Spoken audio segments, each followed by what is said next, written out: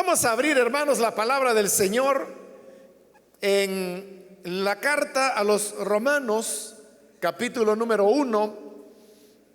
Recientemente hemos comenzado el estudio de la carta a los Romanos. Busquemos el pasaje que corresponde en esta ocasión en la continuación del estudio.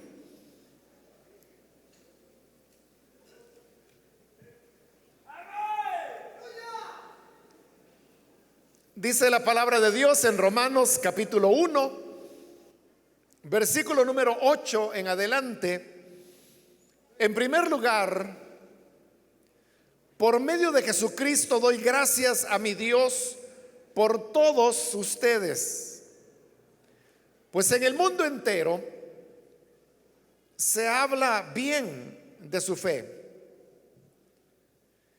Dios, a quien sirvo de corazón, predicando el evangelio de su Hijo, me es testigo de que los recuerdo a ustedes sin cesar. Siempre pido en mis oraciones que, si es la voluntad de Dios, por fin se me abra ahora el camino para ir a visitarlos. Tengo muchos deseos de verlos para impartirles algún don espiritual que los fortalezca.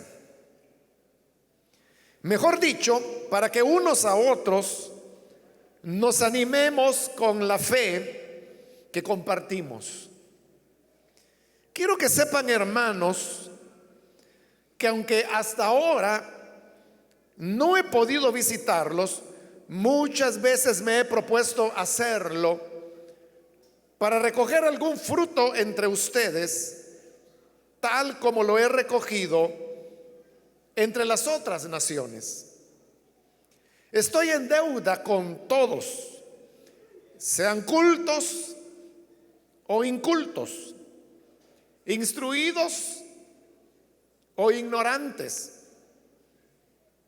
De ahí mi gran anhelo de predicarles el evangelio también a ustedes que están en Roma.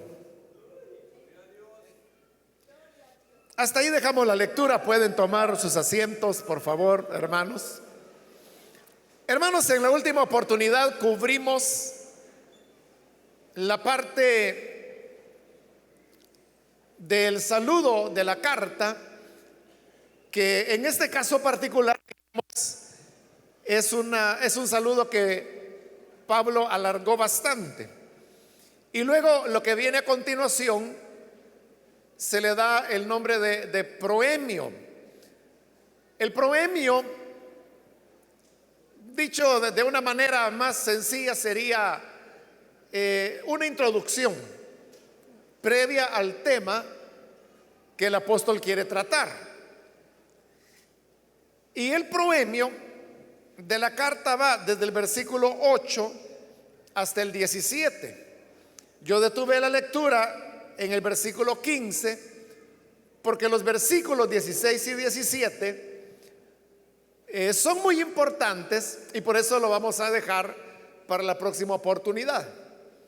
Entonces, a partir del versículo 8, lo que tenemos es el proemio de la carta, que, como digo, son ciertas palabras introductorias antes de comenzar a desarrollar el tema que al autor le interesa. En este caso el autor es Pablo y el tema es el evangelio. Comencemos entonces con el versículo 8, cuando dice: en primer lugar, por medio de Jesucristo doy gracias a mi Dios por todos ustedes. Cuando ese versículo comienza con la expresión en primer lugar, no está utilizando esa expresión en el sentido de ordinal, así como hablamos de los números ordinales, ¿no? Los números ordinales son los que van primero, segundo, tercero, cuarto, quinto. Entonces no es en ese sentido que Pablo utiliza la expresión en primer lugar, porque si en ese sentido la utilizara, Más adelante él tendría que decir en segundo lugar, y si fueran 3 puntos más adelante en tercer lugar. Pero no hay un segundo lugar ni un tercer lugar. Entonces no es en un sentido de ir ordinalmente de un punto a otro, sino que está utilizando la expresión en primer lugar en el sentido de importancia. Es decir, lo más importante que él deseaba expresar. Eso, hermanos, es como cuando nosotros queremos darle valor o enfatizar algo. Entonces decimos, mire, eso es lo primero que tiene que hacer. Y no porque necesariamente después de lo primero haya segundo, tercero o cuarto, sino que porque es lo importante, es lo fundamental. Entonces él lo está utilizando la expresión en primer lugar en ese sentido del valor de lo que va a decir a continuación. ¿Y qué es eso que en la mente de Pablo tiene tanto valor? Es el tema de la oración. Porque dice, en primer lugar, por medio de Jesucristo doy gracias a mi Dios. Entonces, él está hablando de dar gracias a Dios. Eso es lo que en otras cartas se le da el nombre de acción de gracias. La acción de gracias, hermanos, es una oración, pero que se enfoca en agradecer a Dios por algo que la persona ha recibido o que otras personas han recibido. Esa es la acción de gracias. Entonces, para Pablo, antes de decir nada, lo fundamental era agradecer a Dios. Ahora, note algo interesante. Dice este versículo 8, en primer lugar, por medio de Jesucristo doy gracias a mi Dios. De la acción de gracias, es decir, la oración, dice él que la hace por medio de Jesucristo. Ahora, en el versículo 5 que ya vimos, oiga lo que dice: por medio de él y en honor a su nombre recibimos el don apostólico. Entonces note esto, en el 5 dice, por medio de Jesucristo recibí el don apostólico. Y ahora en el 8 está diciendo, por medio de Jesucristo doy gracias a Dios. Entonces note, si quiere verlo de una manera gráfica, imagine que como que Jesús o el Señor Jesucristo es un conducto o un canal por donde de Dios Pablo recibe el don apostólico. Y a través de ese canal que es Jesucristo va su acción de gracias hacia Dios. Entonces Jesús se convierte así en el mediador. Mediador a través del cual nosotros recibimos la gracia de Dios, y el mediador a través del cual nuestras oraciones van al Señor. En otras palabras, nuestra conexión entre Dios y nosotros es el Señor Jesús. Esto podemos comprenderlo, hermanos, también por palabras que el Señor Jesús dijo, que se las dijo a Natanael allá en el Evangelio de Juan. Pero eso tiene un antecedente, y el antecedente está cuando Jacob iba huyendo de su hermano Esaú, que lo quería matar. Y en su huida Jacob llega hasta un lugar que se llamaba Luz. Luz es en hebreo, traducido al español es almendro. Entonces, probablemente había por ahí un almendro. Pero en ese lugar Jacob duerme esa noche y él tiene un sueño. Y en el sueño él ve una escalera que subía hasta el cielo, y vio que por esa escalera subían y bajaban ángeles. Entonces, para Jacob, él interpretó eso que ese lugar donde él estaba era la entrada al cielo, porque ahí es donde él vio que bajaban esas gradas. Y por eso él le cambió el nombre de almendro, o sea, luz en hebreo, le pasó el nombre a Betel, que significa casa de Dios. Hablando de ese pasaje y de ese evento, es que ya en el Evangelio de Juan, el Señor le dice a Natanael: de ahora en adelante verás a ángeles que suben y bajan sobre el Hijo del Hombre, que es Él. Pero él está haciendo referencia a esa visión o sueño más bien que Jacob tuvo, que vio que los ángeles subían y bajaban por esa escalera. Entonces, cuando Jesús dijo que Natanael iba a ver a los ángeles que bajaban a través de Jesús, ¿qué significaba eso? Que ahora Jesús estaba ocupando el lugar o la función de esa escalera. Entonces, si queremos verlo de esa manera, Jesús es como la escalera, que así como Jacob vio que bajaban y subían ángeles, podríamos decir que a través de Jesús, que es nuestra escalera, bajan las bendiciones de Dios hacia nosotros y sube nuestra oración y nuestra alabanza hasta Dios. Pero las dos cosas, tanto lo que baja como lo que sube, es a través de el Señor Jesucristo. Esto significa que aquí lo que Pablo está diciendo es que Jesús es nuestro mediador. Entonces vea cómo nosotros podemos entrar en contacto con Dios: a través de Jesucristo. ¿Y cómo podemos nosotros recibir las bendiciones de Dios? A través de Jesucristo. Entonces, la gracia de Dios nos es otorgada a través de Jesucristo. Entonces vea, la iglesia no puede otorgar la gracia de Dios. Los ministros del evangelio no pueden otorgar la gracia de Dios, porque la gracia viene a través del Señor Jesús. Eso, hermanos, es lo que constituye la esencia de lo que es la iglesia evangélica. O sea, ¿qué es lo que caracteriza al evangélico? Es el creer que uno puede recibir las bendiciones directamente de Dios y que uno puede orar a Dios directamente, y todo a través de la mediación de Jesucristo. Entonces, no se necesita la mediación de un hombre, no se necesita la mediación de una religión, de una iglesia o de una ceremonia. Toda la gracia viene a través de Jesucristo.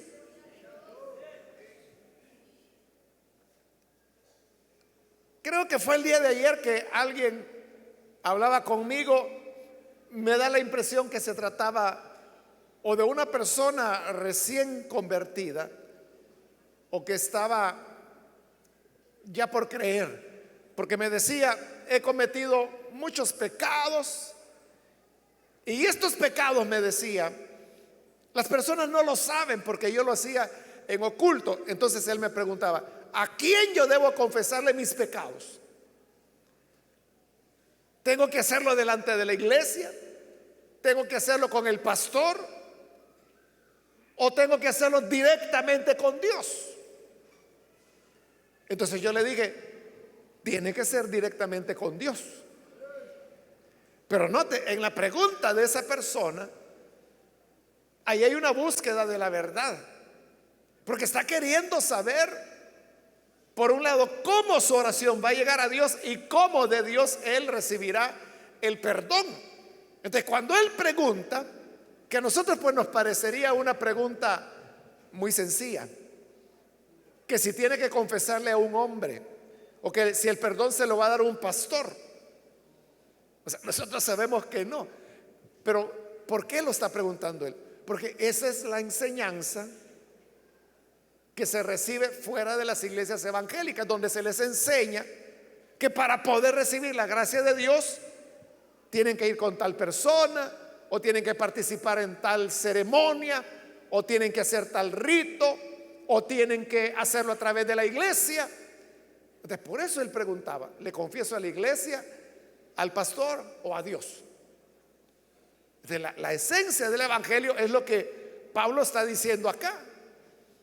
Por medio de Jesucristo doy gracias a mi Dios. Entonces Jesús, hermanos, es el puente de conexión que tenemos con Dios. Y a través de ese puente recibimos las bendiciones que Él quiere darnos, la gracia que Él desea otorgarnos. Pero nuestra oración sube a través de Cristo, y nuestra alabanza sube a través de Cristo para llegar a la presencia de Dios. Si no fuera a través de Jesucristo, no podría nuestra oración llegar a Él, ni nuestra alabanza, ni nada que quisiéramos darle a Dios. Y de igual manera no pudiéramos recibir nada de Dios, sino solamente a través de Jesucristo. Entonces continúa diciendo el versículo 8: doy gracias a mi Dios por todos ustedes, pues en el mundo entero se habla bien de su fe. Es decir, Pablo tenía gratitud porque los romanos tenían buena fama.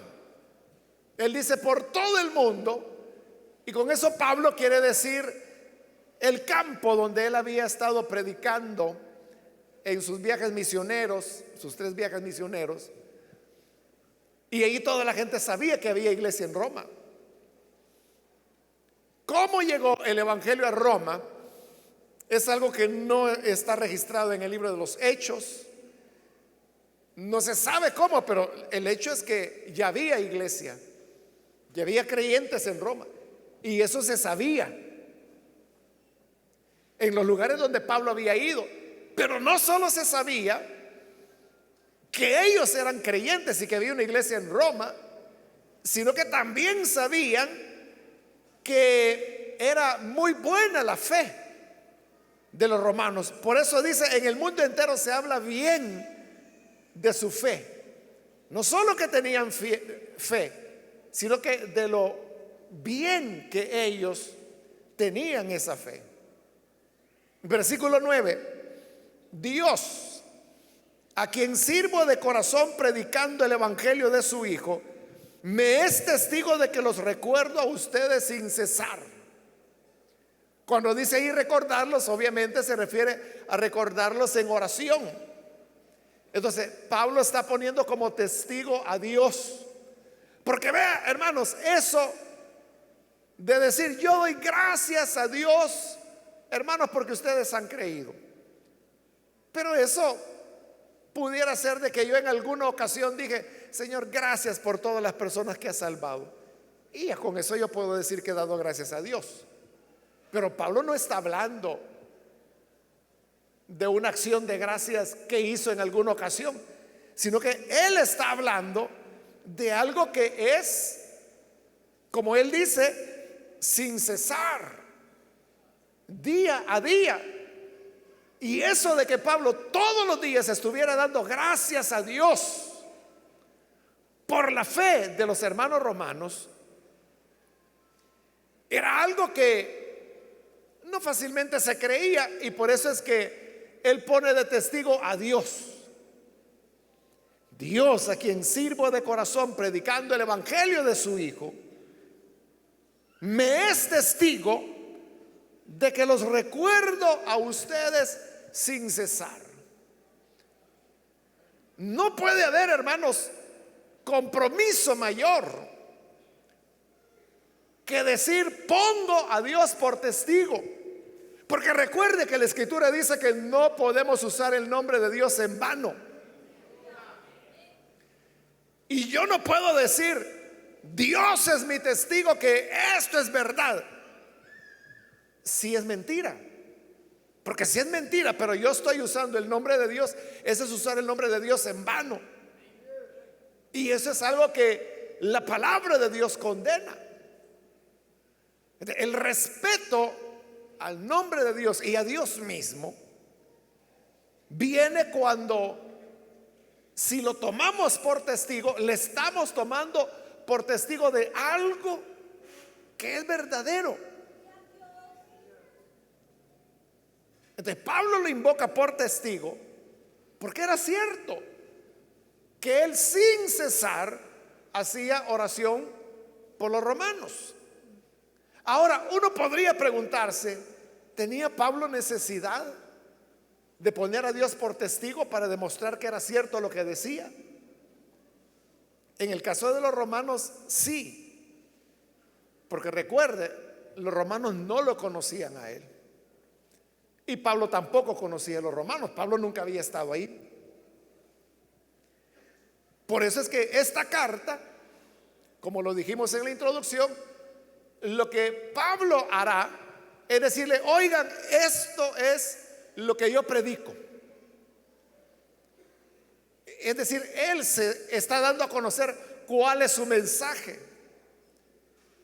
y por qué él necesitaba dar a conocer su mensaje.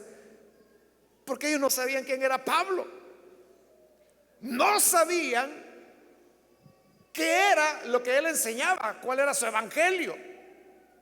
Y cuando digo cuál era su evangelio, no me refiero, hermanos, a que hubiesen muchos evangelios, como Pablo mismo lo aclara en su carta a los Gálatas, que evangelio solo hay uno, dice. El problema, dice, es que hay algunos que pervierten el evangelio. Entonces, lo que sucede es de que Pablo fue el hombre que por revelación de Jesucristo entendió mejor el evangelio. O sea, él, por decirlo así, logró armar todas las piezas del rompecabezas. Santiago, que presidía en la iglesia de Jerusalén, él tenía parte de las piezas del rompecabezas. Pedro, cuya influencia mayor era en Antioquía, tenía otras piezas del rompecabezas. Y así, habían otras expresiones cristianas que tenían unos unas piezas, otras otras. Pero Pablo es el que logró armar una teología bien coherente, bien unificada. Y por eso es que se dice que esta carta a los romanos que estamos estudiando es la epístola mejor elaborada, epístola teológica mejor elaborada de todos los tiempos. Es decir, en 2000 años del cristianismo no se ha vuelto a escribir una carta que con mayor claridad presente el evangelio en todo su sentido, en todo su significado. Por eso es que Romanos es un documento fundamental para entender el cristianismo, para entender el cristianismo. Por eso, hermanos, es de que es importante que lleguemos con un corazón dispuesto a aprender cuando entramos a Romanos. Entonces, como los romanos no conocían a Pablo, él se ve en la necesidad de decirles, Dios es mi testigo. Dios, a quien sirvo predicando el evangelio de su Hijo, es testigo de que yo oro por ustedes sin cesar. Es decir, constantemente, todos los días, él oraba por los romanos. En el versículo 10 él va a explicar un poco más en qué consistía su oración, porque en el 8 él dijo que es dar gracias, pero en el 10 explica un poco más y dice: siempre pido en mis oraciones que, si es la voluntad de Dios, por fin se me abra ahora el camino para ir a visitarlos. Es decir, además de dar gracias a Dios por los romanos, Pablo también pedía sin cesar que pudiera llegar a Roma para él enseñar el evangelio. Ese, hermanos, era el deseo ardiente de Pablo. Más adelante vamos a ver, ya lo leímos, que él dice que muchas veces había intentado ir a Roma a visitarles antes, pero no había podido. Y vamos a ver cuando lleguemos ahí por qué no había podido. Pero ese era el deseo de Pablo. Entonces, como era un deseo que le quemaba el corazón, era su anhelo llegar a Roma anunciando el evangelio, él oraba todos los días por eso. Entonces, vea, lo que Pablo anhelaba no era algo malo, al contrario, eso era parte de la comisión que el Señor le había dado a él cuando lo dio como apóstol para los gentiles. Él lo va a explicar más adelante, ya vamos a llegar ahí. Entonces, lo que él deseaba era la voluntad de Dios, era para lo que Dios lo había llamado. Era la razón por la cual allá en Antioquía el Espíritu Santo habló a la congregación y dijo: aparten a Saulo y a Bernabé para la obra a la cual yo los he llamado. ¿Y cuál era esa obra?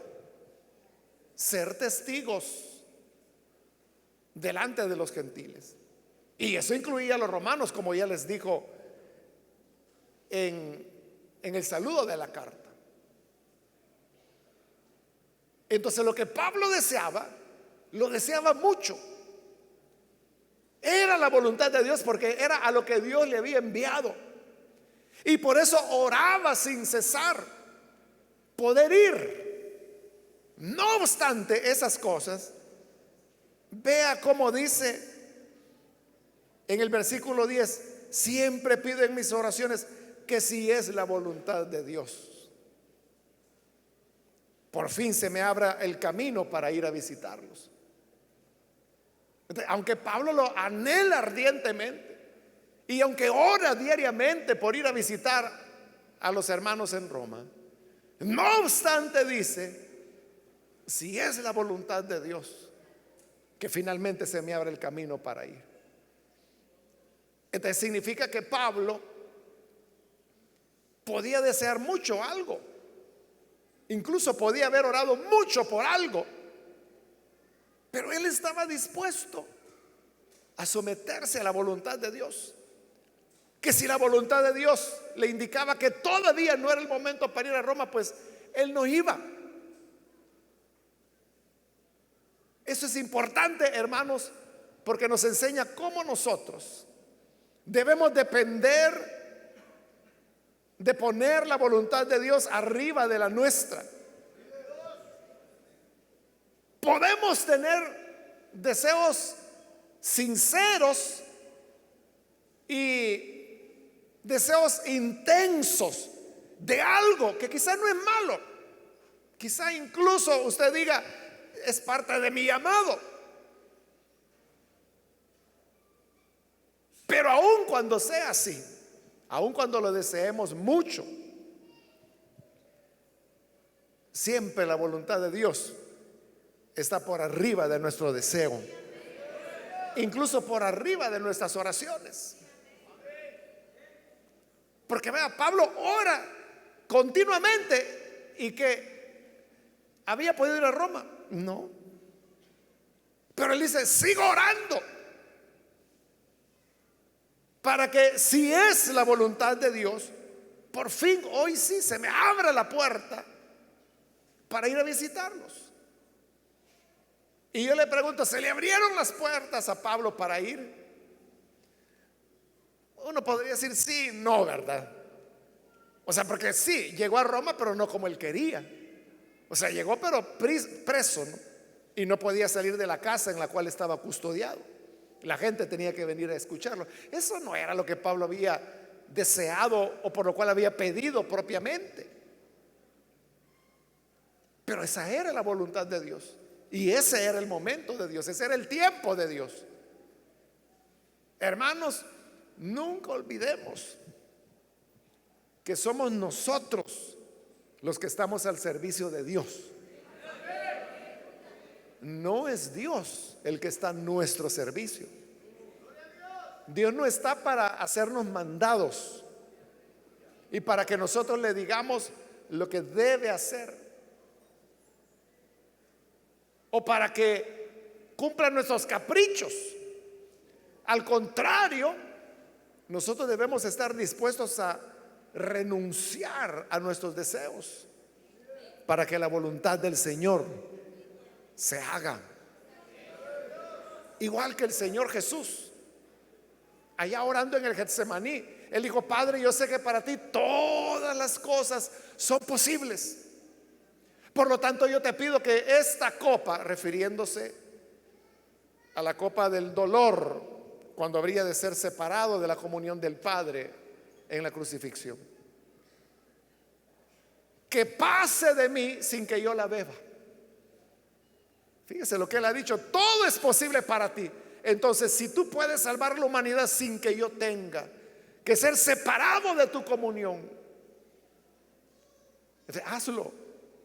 Porque tú puedes salvar al hombre como quieras, no necesariamente por mi muerte.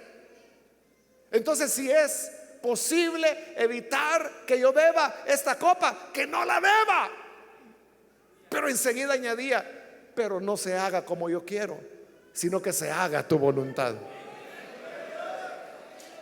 Eso es poner la voluntad de Dios por arriba del interés personal.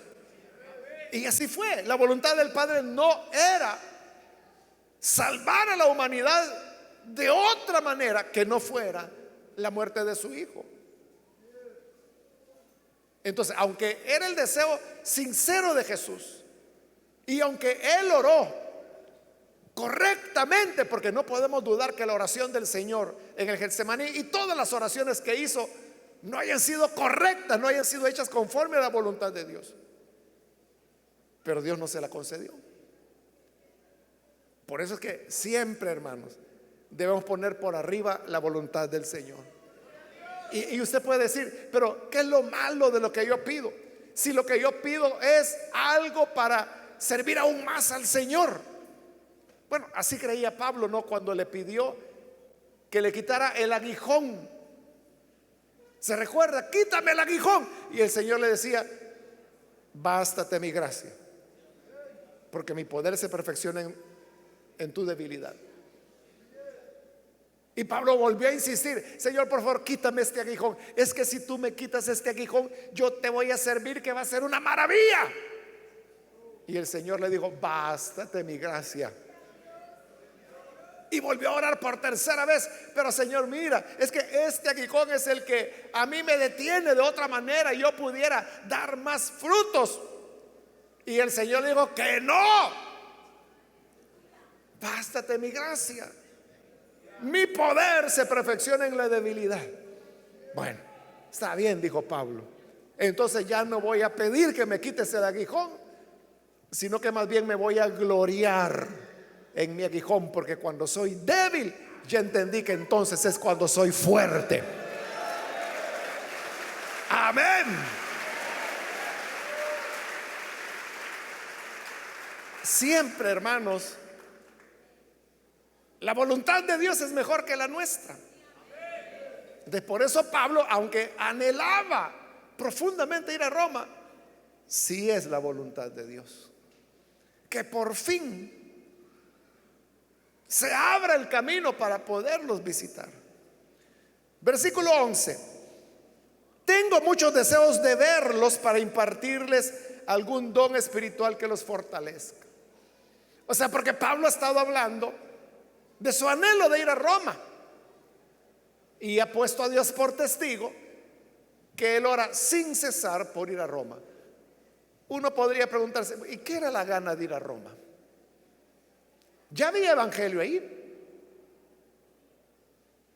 Incluso en el capítulo 15 de Romanos, que vamos a llegar mucho más adelante, Pablo dice que él en su ministerio se había propuesto una cosa, y es no anunciar el evangelio donde ya hubiera sido anunciado. Es decir, que si en determinada ciudad ya el evangelio había sido anunciado, ahí Pablo no iba. Iba a donde nunca había sido anunciado. Esa fue la norma en todo el ministerio de Pablo, con una excepción. ¿Y cuál es la excepción? Roma. Que allí había evangelio y había iglesia. Por eso está escribiendo una carta a la iglesia de Roma, porque allí hay iglesia. Pero entonces, ¿por qué quiere ir a Roma? Si incluso va en contra de ese propósito que él se había hecho de no ir a donde otros ya habían sembrado. En Corintios también Pablo dice: yo no quiero sobreedificar sobre fundamento ajeno. No, yo voy donde no hay nada. Y yo pongo el fundamento para no gloriarme en el trabajo de otro. ¿Y por qué a Roma sí quiere ir? Él da varias razones. La primera razón la encontramos ahí en el versículo 11, cuando dice: tengo muchos deseos de verlos. Eso es lo primero. La primera razón, son 4 razones las que él dirá. La primera es: tenía deseos de verlos. Entonces vea, ¿cuándo es que uno desea ver a una persona? Cuando uno tiene mucho aprecio, mucho amor hacia esa persona. Usted puede decir: yo quisiera ver a mi mamá, o yo quisiera ver a mi hijo, quisiera ver a mi esposa. Entonces, ¿a quiénes deseamos ver? O sea, nadie de ustedes dice: yo quisiera ver al jefe. No, ¿verdad? Entonces, deseamos ver a las personas a las cuales amamos. Entonces, cuando Pablo dice: quiero ir para verlos, o sea, tener ese gusto, eso habla de un amor que Pablo tenía. Pero recuerde, Pablo no conocía a nadie en Roma. Él nunca había estado ahí. Entonces uno podría preguntarse: ¿por qué él iba a tener amor hacia personas a las cuales nunca había visto? Eso es igual, hermanos, que si yo le preguntara: ¿a usted, hermano, no le gustaría conocer a unos hermanos que se congregan en una iglesia que queda en Mauritania? ¿Le gustaría conocerlos? Son hermanos, son cristianos. ¿Gustaría conocer usted a esos hermanos que se congregan allá en Mauritania? ¿Cuántos quisieran conocerlos? Lo ve, y quizá ni sabe dónde queda Mauritania, pero con solo el hecho de saber que son cristianos, son creyentes, eso, hermano, ya pone, ¿cómo le diría? Como algo, ese amor que es aún por personas a las cuales no conocemos. Hace algunos años atrás, hermanos, como 5 o 6 años, si no estoy mal, en nuestras iglesias de Europa comenzamos a hacer los retiros una vez al año, porque tenemos iglesias en España, tenemos iglesias en Italia, tenemos iglesias en Bélgica, tenemos iglesias en Suiza. Pero ocurría esto: los hermanos no se conocían entre sí. Es decir, los hermanos de Bélgica no conocían a los de Italia no conocían a los de España no conocían a los de Suiza,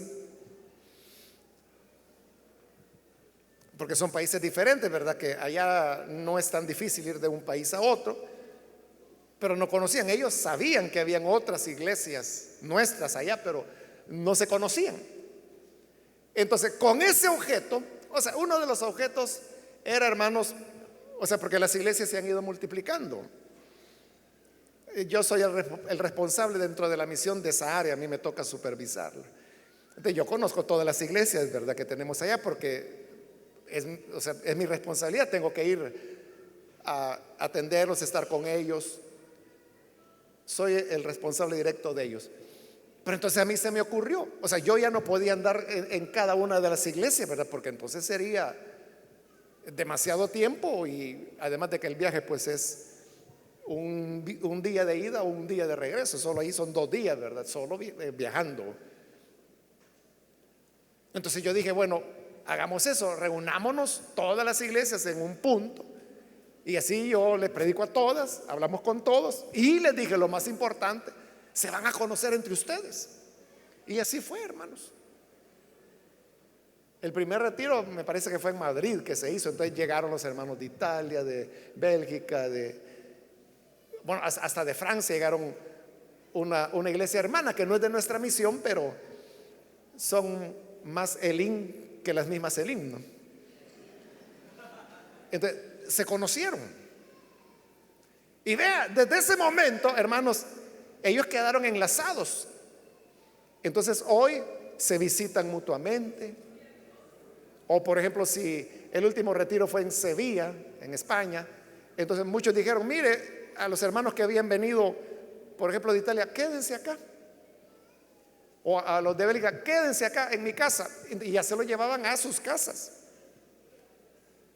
Pero fíjese, gente que ven una vez al año, prácticamente desconocido. ¿Cómo es que usted se va a llevar a su casa a alguien desconocido?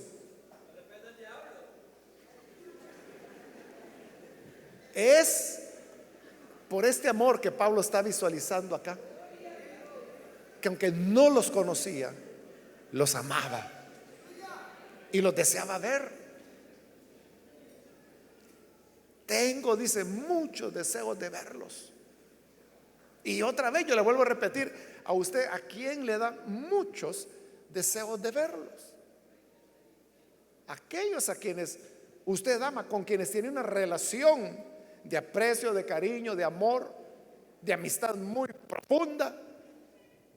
Ese era el primer propósito: poder conocer a aquellos a quienes sin conocerlos los amaba.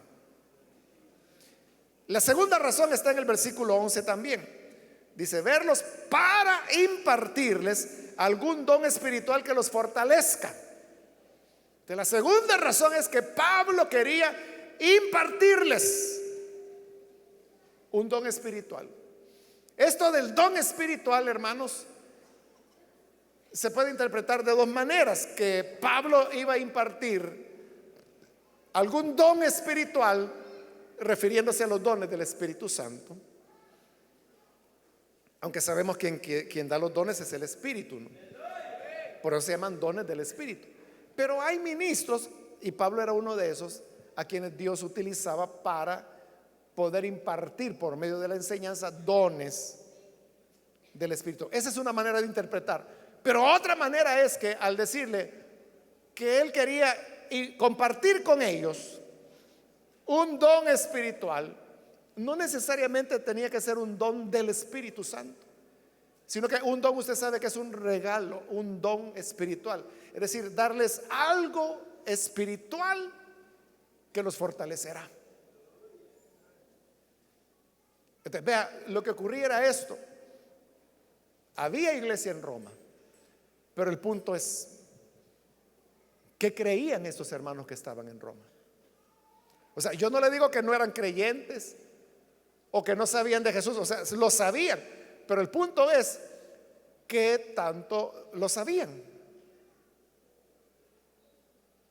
Entonces Pablo tiene algo especial,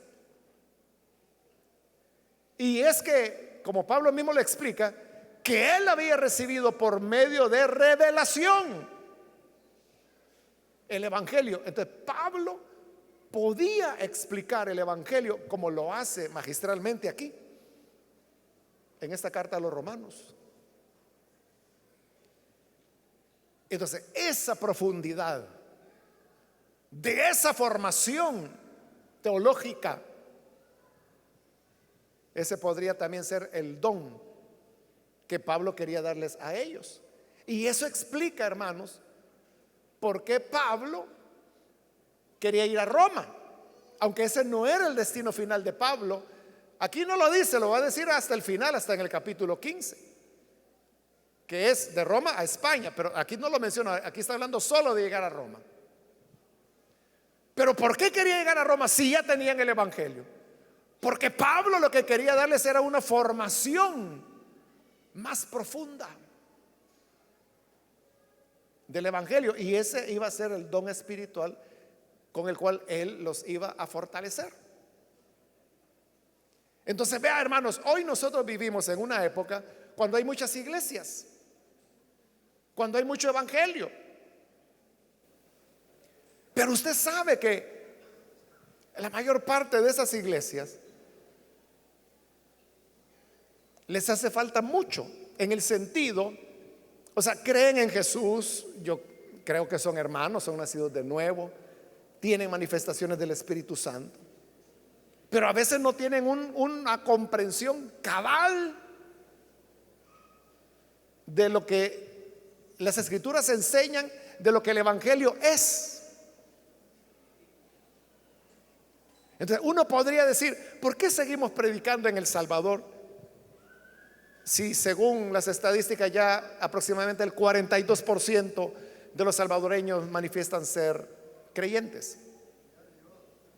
O sea, ¿por qué seguir predicando aquí? ¿Por qué no nos vamos mejor a lugares donde hay ciudades donde nunca, así como lo oye, nunca el Evangelio ha sido predicado?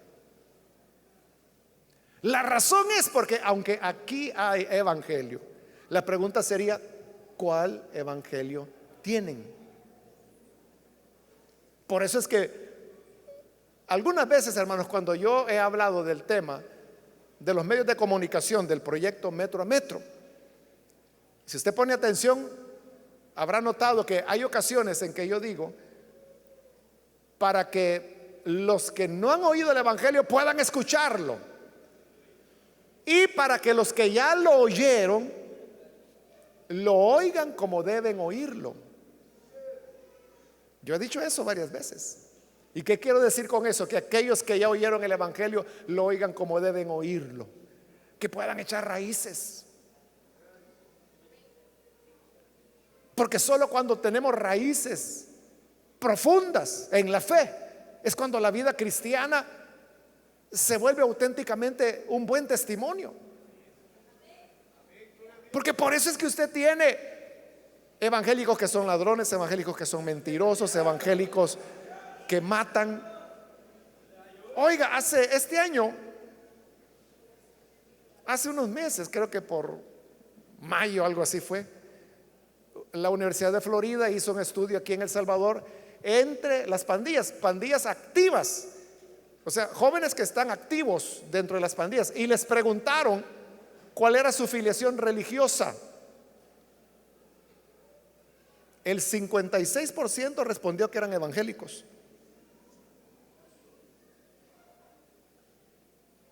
Y son miembros activos de pandillas. Y usted sabe que las pandillas no andan predicando el Evangelio, ¿verdad? Tampoco andan amando al prójimo. Entonces, ¿qué pasa? Que ellos nominalmente dicen, soy evangélico, pero mire la vida que llevan. Luego había algo así como un 17% que decían que eran católicos, y luego una cantidad menor, no recuerdo bien el último dato, así, algo así como el 3% decía que no eran ni católico ni evangélico. A eso me refiero. Entonces usted dirá, bueno, pero ¿cómo es posible eso? Que si son miembros activos, o sea, no estamos hablando de gente que se retiró, estamos hablando de gente, miembros activos, o sea, de los que andan matando, los que andan extorsionando. El 56, más de la mitad de ellos dicen que son evangélicos. Entonces, ¿y eso cómo puede ser? Porque se ha desvalorizado el entendimiento de qué es ser evangélico. Es decir, que en nuestro país ya está ocurriendo lo que ocurre, por ejemplo, en los Estados Unidos, ¿no? Que tienen 200 años de tener evangelio, más de 200 años. Entonces, allá la gente es evangélica por tradición, igual que aquí. Antes, por tradición, todo el mundo era católico, aunque quizás nunca iba a misa, ¿no?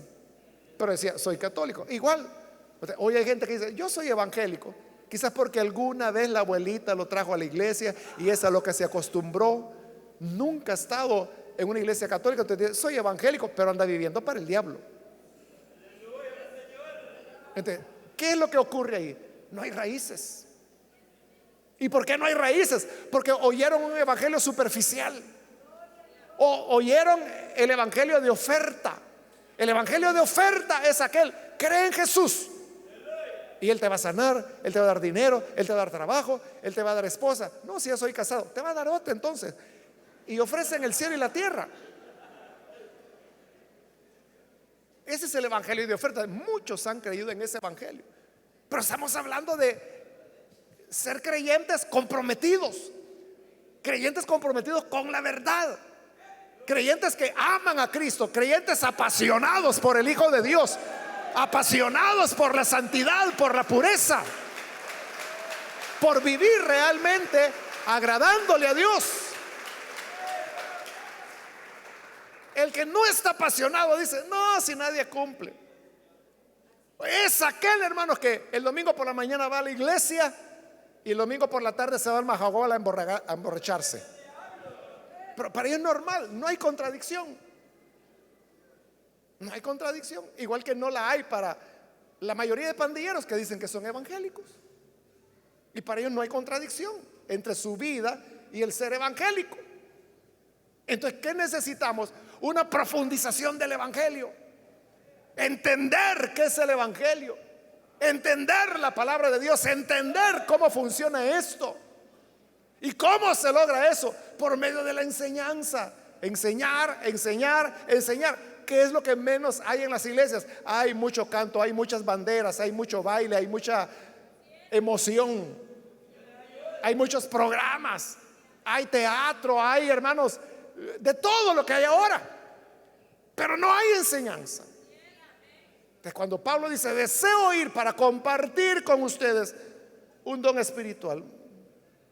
Si usted quiere entenderlo como dones del Espíritu, está bien. Pero también puede ser que el don era ese don de un evangelio más claro, más profundo, como el que va a presentar en esta carta. Eso es lo que nos permite ser creyentes, hermanos, pero bien afilados. Que no cualquier disparate lo va a trastornar o preocupar a usted.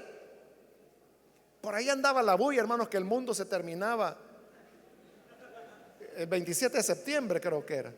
Hoy es 27, pues hoy es el fin del mundo, hermanos. Creo que era el 27. Y la gente cree eso. ¿Y quién lo cree? Los evangélicos.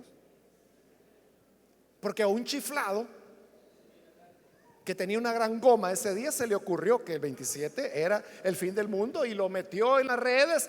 Y como hoy los creyentes leen más las redes y los chismes de Facebook y las locuras de YouTube que la Biblia,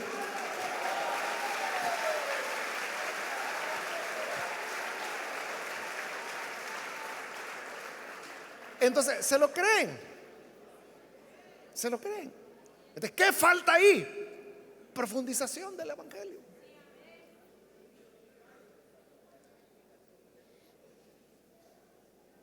Ese era el segundo propósito: compartir con ellos, impartirles un don espiritual. Versículo 12: mejor dicho, para que unos a otros nos animemos con la fe que compartimos. Es decir, en lo que Pablo acaba de decir en el versículo 11 pudiera parecer muy jactancioso, ¿verdad? Cuando dice: yo quiero llegar a enseñarles cómo es de verdad el evangelio. Pero eso suena muy como que yo conozco y ustedes no, ¿verdad? Y yo vengo a enseñarles. Entonces lo suaviza en el 12. Mejor dicho, dice, para que unos a otros nos animemos con la fe que compartimos. Entonces, ese era el tercer propósito: animarse el uno al otro. Porque ve, hermano, en la fe nos animamos los unos a los otros. El ministro enseña la palabra y, como ahí dice, fortalece a la gente, la afirma. Pero ¿qué haría ese ministro si no hay quien le escucha? O si no hay quien le pone atención. Entonces, nos animamos los unos a los otros. Entonces, esa era la tercera razón por la cual él quería ir a Roma. Porque esa práctica de animarse los unos a los otros en el Nuevo Testamento era muy frecuente. Hay más de 50 pasajes en el Nuevo Testamento que habla de ayudarse el uno al otro, amarse el uno al otro, soportarse el uno al otro, perdonarse el uno al otro, orar el uno por el otro, confesarse los pecados el uno al otro. Más de 50 pasajes que hablan de eso. Entonces, eso es lo que debemos hacernos, animarnos, hermanos, los unos a los otros. Y por eso Pablo quería ir, para él animar a los romanos y que los romanos lo animaran a él. Cuando Pablo finalmente llega preso a Roma, después de haber naufragado en el mar, después de haber naufragado en la isla de Malta, llega cansado, habiendo atravesado todas esas situaciones, y llega preso hasta, bueno, no a Roma, sino que los hermanos de Roma salen a recibirlo cuando saben que Pablo va a llegar, y se encuentran en el camino. Y dice que cuando Pablo los vio, cobró aliento, dice. Con solo verlos, no los conocía, pero con solo verlos, y que eran hermanos, que eran creyentes, cobró aliento. Entonces, eso es animarse los unos a los otros. Versículo 13: quiero que sepan, hermanos, que aunque hasta ahora no he podido visitarlos, muchas veces me he propuesto hacerlo, para recoger algún fruto entre ustedes, tal como lo he recogido entre las otras naciones. Esa es la cuarta razón por la cual quiere ir: recoger algún fruto. Es decir, eso de recoger fruto significa ganar a una persona para Cristo, ¿no? Que la persona creyera. Entonces dice: así como en todas las demás naciones he tenido fruto, he ganado a otros, también quiero ir a Roma, ganar a algunos para Cristo y añadirlos a la iglesia. ¿Y por qué quería ir hasta Roma? Que no habían más frutos que pudiera cosechar allá en el Medio Oriente donde él estaba. Sí, pero él quería ir a Roma. ¿Por qué? Porque dice en el 14: estoy en deuda con todos. Entonces Pablo tenía deuda con todos. ¿Pero cuál deuda? La de presentarles el evangelio. Estoy en deuda con todos, sean cultos o incultos. En el original realmente lo que dice es entre griegos, a griegos y bárbaros. Y eso tenía que ver con el idioma, porque cuando dice griegos no se está refiriendo a los que eran de nacionalidad griega, se está refiriendo a los que hablaban el griego. Entonces, ahí está dividiendo la humanidad, al mundo gentil, en dos mitades, y la división es lingüística: los que hablaban griego y los bárbaros. Los que hablaban griego era el Imperio Romano, por eso se le consideraba la lengua culta. Por eso es que la NBI traduce cultos e incultos, porque a los bárbaros se les consideraba incultos. O sea, nosotros mismos, hermanos, ¿cómo utilizamos la palabra bárbaro?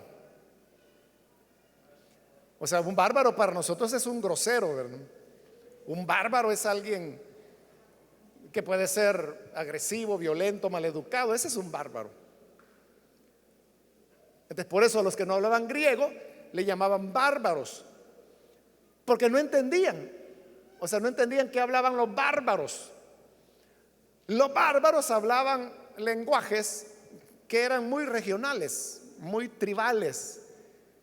Entonces, el hablante en griego solo escuchaba que el bárbaro hacía sonidos parecidos a bar, bar, bar, bar, bar, pero no entendían qué decían. Entonces, como ellos decían bar, bar, bar, de ese bar les pusieron bárbaros. De ahí viene el nombre. Entonces, ese de bárbaros, o sea, que el que habla diciendo bar, bar, bar, era el inculto. Pero no es que fuera inculto, simplemente hablaba otro idioma. Claro, ellos estaban fuera del Imperio Romano y eran pequeñas porciones de Europa donde ellos se habían quedado, que más adelante, siglos después, esos bárbaros son los que van a vencer al Imperio Romano, son los que van a acabar con el Imperio Romano después de más de 1000 años de haber reinado el Imperio Romano. Son los bárbaros los que lo van a acabar. O sea que los bárbaros no eran tan bárbaros, pero en esta época sí se les consideraba. Luego dice cultos instruidos o ignorantes. Ahí sí está hablando ya de cultura. Entonces está dividiendo entre los que tienen educación y los que son ignorantes. Pero Pablo dice a Al que habla griego como al que habla barbar, yo le debo el evangelio. Al ignorante le debo el evangelio. Al instruido le debo el evangelio. Por eso que Pablo decía: a todos soy deudores, estoy en deuda con todos. De igual manera, hermano, nosotros el evangelio debemos presentárselos a todos. O sea, no importa quién sea, no importa quién sea, presentemos el evangelio, porque estamos en deuda con todos. Versículo 15: de ahí dice mi gran anhelo de predicarles el evangelio también a ustedes que están en Roma. Porque como ya lo dijo en el saludo, porque ustedes también son de esas naciones. Y ahí termina el proemio. Bueno, no termina ahí, faltan los versículos 16 y 17, pero como le digo, lo vamos a dejar para la próxima oportunidad, porque son dos versículos que vale la pena reflexionar en ellos. Pero de lo que hemos escuchado, hermanos, yo creo que hay varias lecciones que hemos aprendido, ¿no? Acerca de la oración, acerca de someter nuestra voluntad humana a la voluntad de Dios. Hemos hablado del amor filial. Hemos hablado de cómo podemos profundizar la evangelización en países donde ya hay evangelio y donde hay muchas iglesias, pero que la gente necesita echar raíces en la fe. Hemos hablado de la importancia de animarnos los unos a los otros, y acabamos de terminar hablando de recoger fruto en todo lugar, presentando el evangelio a todos, por cuanto tenemos deuda con todas las personas. Que Dios nos ayude a llevar a la práctica esto.